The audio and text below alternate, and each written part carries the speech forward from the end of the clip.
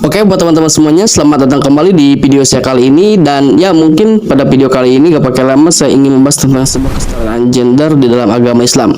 Bukan karena apa-apa ya, barangkali ada teman-teman mungkin yang bertanya-tanya ya, kenapa sih di dalam agama Islam antara laki-laki dan perempuan itu sangat dibedakan sekali.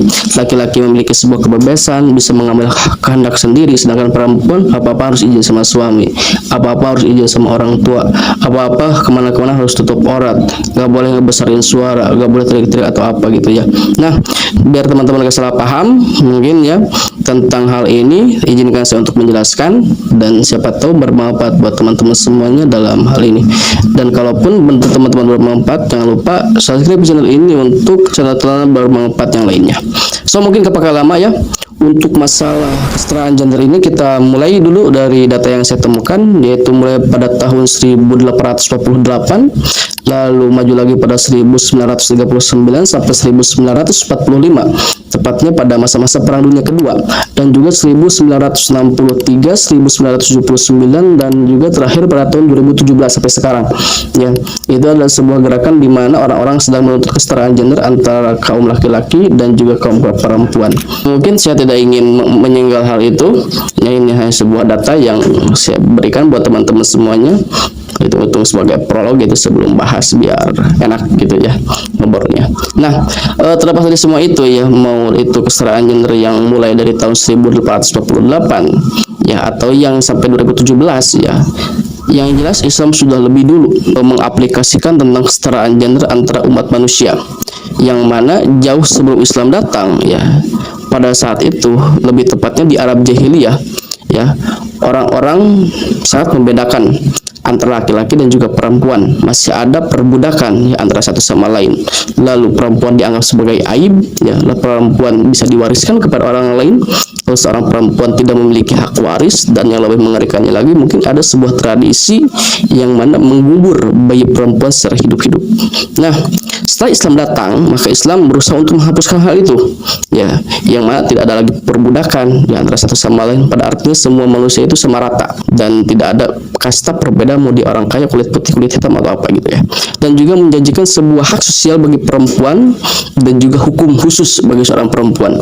Dan juga di sana agama Islam juga menjanjikan sebuah kesetaraan antara satu sama lain, yang mana pada artinya dikotak-kotakan ya dalam masalah hal keduniaan, dalam masalah derajat, warna kulit, bangsa, suku, dan juga lainnya. Dan di balik satu sisi lain juga, Islam tidak pernah membeda-bedakan antara satu sama lainnya, baik dari segi sosial ataupun dari segi spiritual. Dan dari segi sosial itu sendiri, teman-teman bisa lihat di dalam surat Al-Hujurat ya, ayat ke-13, Allah Subhanahu wa taala berfirman, "Ya ayyuhan nasu inna khalaqnakum min dzakarin wa unsa wa ja'alnakum syu'uban wa qabaila lita'arafu inna akramakum indallahi atqakum." Nah, pada ayat itu seolah-olah Allah sedang memberitahukan kepada manusia bahwa Allah menciptakan manusia dari kelompok laki-laki dan kelompok perempuan secara bersuku-suku dan berbangsa-bangsa, lita'arafu, agar supaya saling mengenal antara satu sama lainnya. Nah, dan di dalam kitab Mahasinul lil Islam warul syubhatil lil am pada juz yang ke-11 hifah 61 ya, di sana musannif menjelaskan walafdun nas fil lughati yashmulu afradal insan kafatan rijalan wanisaan. Dari lafaz An-Nas ini ya bisa kita ketahui bahwa semuanya mencakup ya kepada seluruh manusia, baik itu laki-laki ataupun perempuan. Nah, di dalam artian ya, hal ini juga memberikan sebuah isyarat kepada kita bahwa mau laki-laki ataupun perempuan, kita itu semuanya adalah saudara dalam satu nasab. Karena apa? Kita memiliki nenek moyang yang sama, yaitu Nabi Adam dan juga Siti Hawa. Dan untuk segi spiritual sendiri, Allah Subhanahu wa taala sudah berfirman di dalam surat An-Nisa ayat 124 ya. Di sana Allah Subhanahu wa taala berfirman, "Wa may ya'mal minas solihati min dzakarin aw untha wa huwa mu'minun fa ulaika yadkhulunal jannata wa la yudlamuna naqira." Nah, pada ayat itu Allah Subhanahu wa taala sedang menjelaskan kepada kita, siapapun yang melakukan sebuah kebaikan, ya, baik dari laki-laki ataupun perempuan, dan dalam keadaan beriman, faulaika yadkhulunal jannata, maka dia akan masuk ke dalam surga, wala yudlamuna nakira, dan tidak akan didolim sedikit pun. Dan Allah Subhanahu wa taala sedang memberitahukan kepada kita, setiap orang yang memberikan efek positif, ada kebaikan di dalam dirinya, mau itu laki-laki, mau itu perempuan, tidak ada sudut pandang dari segi gender manapun, ya, kalaupun orang tersebut baik, maka akan ada sebuah balasan surga untuknya. Tapi dalam cakupan ini hanya khusus untuk orang-orang yang beriman. Dan ada sebuah ayat yang berada pada surat An-Nisa ayat 34 yang selalu kita anggap sebagai ayat yang menjelaskan tentang keunggulan laki-laki, ya. Allah Subhanahu wa taala berfirman, "Ar-rijal qawwamuna 'alan nisa." Nah, interpretasi dari ayat ini bukan menjelaskan tentang keunggulan laki-laki dari segi derajat, ya, bukan berarti laki-laki derajatnya lebih tinggi daripada perempuan, ya, tapi interpretasi dari ayat ini yaitu sebuah penjelasan yang mana memberitahukan tentang tanggung jawab seorang laki-laki kepada perempuan. Nah, teman-teman semuanya bisa lihat di dalam tafsir Ibnu Katsir yang berada pada juz ke-6 Shahifah ke-20, ya, di sana Ibnu Katsir menyebutkan bahwa tugas laki-laki itu adalah sebagai pemimpin atau pemegang otoritas, lalu dia mengatur dan bertanggung jawab dalam segala urusan, dan juga mendidik keluarga apabila menyimpang dari ajaran agama Islam. Dan kalau seandainya ingin lebih spesifik, ya, teman-teman bisa lihat di dalam tafsir Al-Mawardi juz pertama halaman 48. Imam Al-Mawardi menjelaskan bahwa laki-laki adalah orang yang bertanggung jawab atas perempuan mereka, yang mana mereka harus menuntun, mengarahkan, dan juga mendidik atas semua hal yang mana Allah sudah wajibkan kepada seorang perempuan. Lalu timbul sebuah pertanyaan, kalau seandainya seorang perempuan dan seorang laki-laki tidak dibedakan dalam segi kastanya di dalam agama Islam, kenapa seorang perempuan tidak boleh dijadikan seorang pemimpin? Beda hanya dengan laki-laki, bisa memegang kendali, memiliki sebuah otoritas, dan juga memimpin masyarakat umum. Para ulama berbeda pendapat tentang hal ini, namun memiliki dasar hadis yang sama, yaitu pada hadis Rasulullah SAW yang mana ditulis dalam kitab Al-Bukhari. Rasulullah SAW bersabda, la yufliha qaumu walau amarahum imra'atan. Nah, pada hadis tersebut Rasulullah SAW menggambarkan kepada kita, memberitakan kepada kita bahwa ketika kepemimpinan diberikan seorang perempuan, maka hal tersebut tidak akan menarik sebuah keberuntungan. Nanti insya Allah akan saya spill darinya di belakang, ya. Nah, namun dalam kitab Al-Mawsu' Fiqh Al-Qawaitiyah pada juz yang ke-6 halaman 218, di sana disebutkan kepemimpinan yang diberikan kepada seorang perempuan maka hukumnya tidak sah. Kenapa hal tersebut bisa terjadi? Karena kepemimpinan adalah sebuah hal yang sangat berbahaya. Seorang pemimpin dituntut untuk terjun langsung ke medan perang jika seandainya ada perang yang terjadi. Lalu seorang pemimpin dituntut untuk memegang sebuah komando, dan hal ini berlawan dengan tabiat seorang perempuan.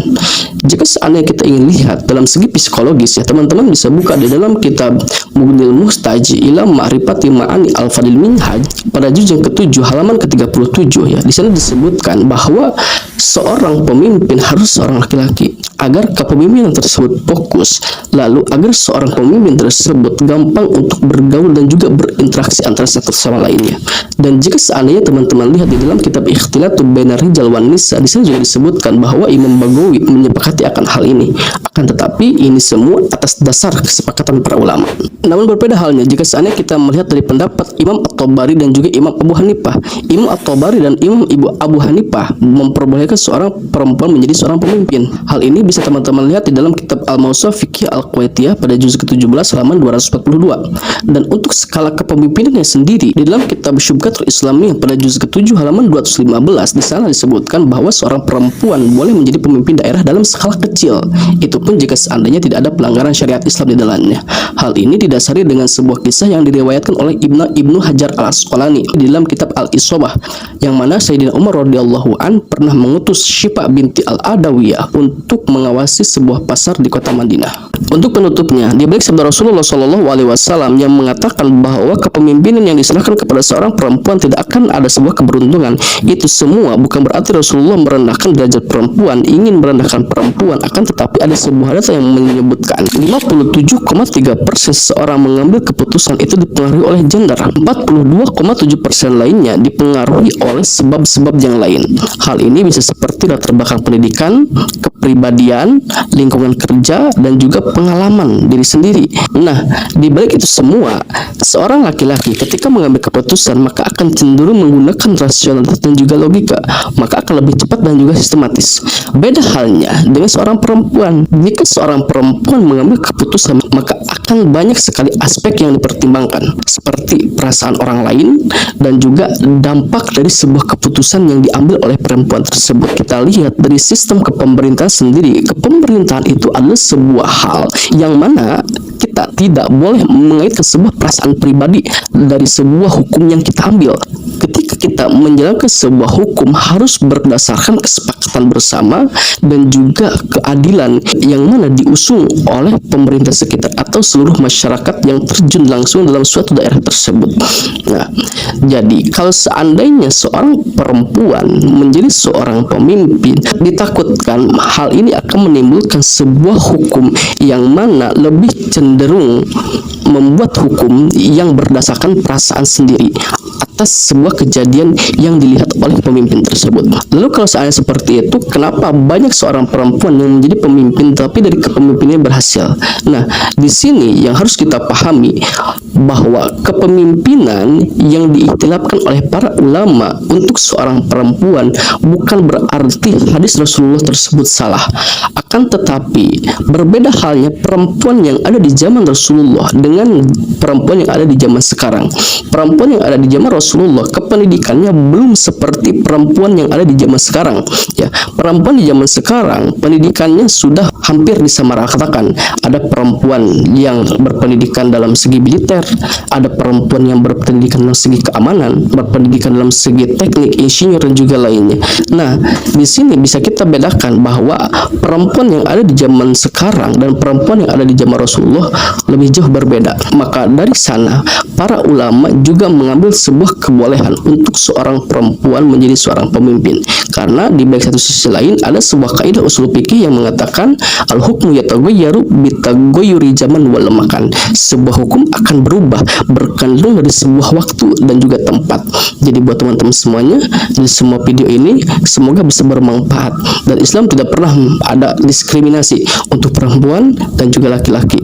Tidak ada sebuah penindasan untuk perempuan dan juga laki-laki, tidak membedakan ya antara derajat-derajat perempuan dan juga laki-laki. Semoga bermanfaat buat semuanya. Wallahu a'lam bishawab.